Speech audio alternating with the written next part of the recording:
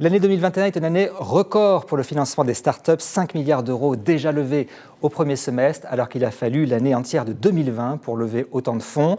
La France est ainsi le deuxième marché européen derrière le Royaume-Uni. Alors on peut citer quelques exemples de levée de fonds.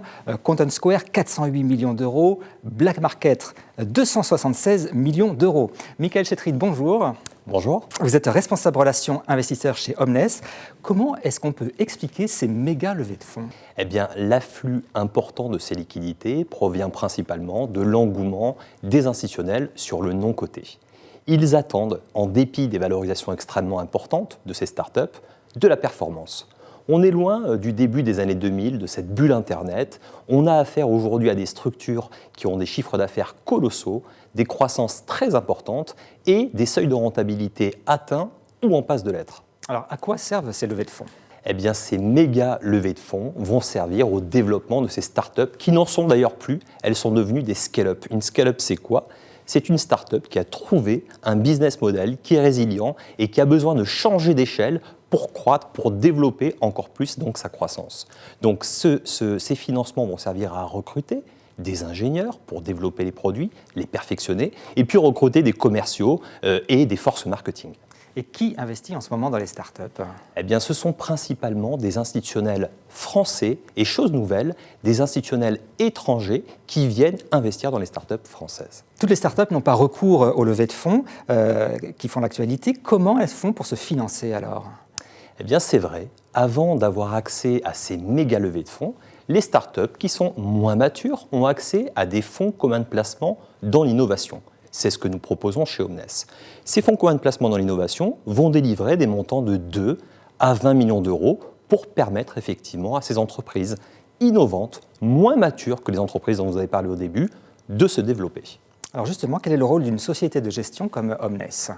Eh bien, depuis plus de 20 ans, Omnes accompagne, au travers de ces FCPI, des startups en France et en Europe dans le domaine de la tech et de la santé. Nous sommes ce qu'on appelle un investisseur actif, c'est-à-dire que nous allons créer d'abord un FCPI, nous allons le commercialiser auprès de clients privés comme vous, comme moi, qui viennent chercher une solution de diversification en accédant à un portefeuille diversifié d'investissement dans ces FCPI. Et nous, Omnes, grâce à nos FCPI, nous allons accompagner le développement de ces startups. Allez, je vais vous demander de vous engager, de prendre des paris. Quelles seraient vos 2 licornes pour demain ? Alors avant de vous parler demain, je voudrais vous parler de notre histoire, puisque chez Omnes, ça fait 20 ans qu'on accompagne les FCPI, nous sommes pionniers donc en la matière, et nous avons su transformer des startups en licornes. Dans le domaine de la tech, un exemple, Blablacar, qui a su révolutionner le domaine du covoiturage. Aujourd'hui, 100 millions d'utilisateurs. C'est énorme, exactement. Dans le domaine de la santé, Argenix, qui, pour la petite histoire, a su développer des anticorps issus de lama, de l'animal le lama, pour développer des anticorps qui vont venir combattre des maladies auto-immunes, donc qui viennent impacter les êtres humains. Alors, pour l'avenir. Demain, qu'est-ce qui se passe ? Demain, 2 investissements extrêmement prometteurs à notre sens, qui sont qui développent d'une part des nouvelles technologies, qui en plus peuvent être adressées sur différentes géographies. Donc au niveau mondial, c'est typiquement ce qu'on cherche. Dans le domaine de la santé, Agomab, qui est une équipe qu'on apprécie beaucoup pour ce qu'elle est issue d'Argenix, dont je vous parlais un peu avant. Agomab fait quoi en fait ? Il développe des anticorps qui vont permettre de régénérer des tissus de nos organes qui peuvent être abîmés. Extrêmement prometteur. Dans le domaine de la tech, cette fois-ci, Unseen Labs, société rennaise qui évolue dans le New Space, c'est-à-dire l'industrie spatiale adressée dans le domaine privé, qui développe des nanosatellites d'une taille de 2 boîtes de chaussures qu'on lance dans l'espace et qui viennent surveiller les espaces maritimes pour le compte d'États tels que la France, le Canada ou Singapour. Alors, un point important, il y a beaucoup d'échecs dans l'investissement dans les startups. Toutes ne deviennent pas des licornes. Oui. D'où l'intérêt d'adresser une société de gestion qui a une expérience en la matière.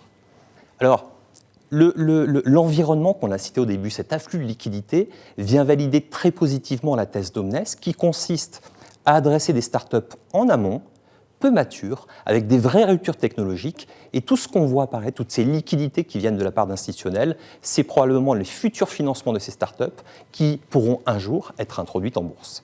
Eh bien, merci beaucoup, Michael Chetrit, de nous avoir expliqué votre business, d'avoir dressé ce panorama des startups. Cette année, la France compte 18 licornes, ces entreprises valorisées à plus d'1 milliard d'euros. On souhaite beaucoup de succès aux autres startups.